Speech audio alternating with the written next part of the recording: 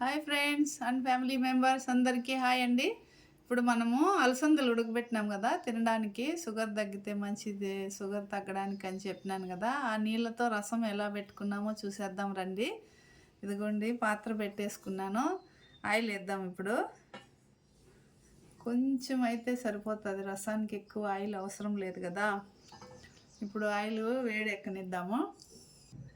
ఇప్పుడు oil heat ఎక్కింది, ఆవాలు వేసింది, కరివేపాకు, దంచి పెట్టుకున్న తెల్లగడ్డ,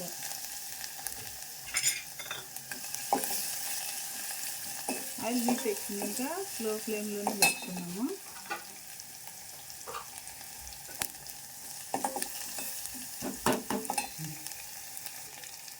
ఇప్పుడు తెల్లగడ్డ ఫ్రై అయింది, ఎండుమిరపకాయలు వేసేద్దాము.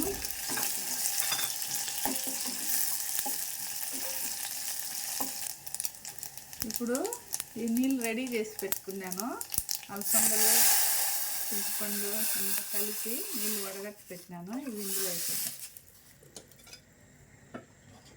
ఇప్పుడు ఈ పొళ్ళు అండి, ఇది వచ్చి ధనియాల పొడి 1 స్పూను, జీలకర్ర పొడి 2 స్పూన్లు, హాఫ్ స్పూన్ మెంతి పొడి, 1 స్పూన్ కారం పొడి, 1 స్పూన్ మిరియాల పొడి ఇందులో వేసేద్దాం. ఇప్పుడు సన్నగా తరిగి పెట్టిన కొత్తిమీర కూడా వేసేద్దాం.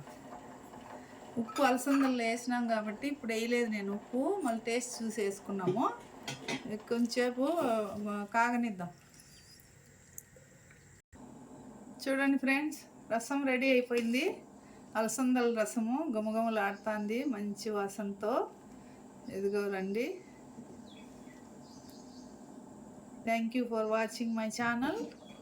వీడియో నచ్చినట్లయితే షేర్ చేయండి, సబ్స్క్రైబ్ చేయండి, లైక్ చేయండి. Bye bye.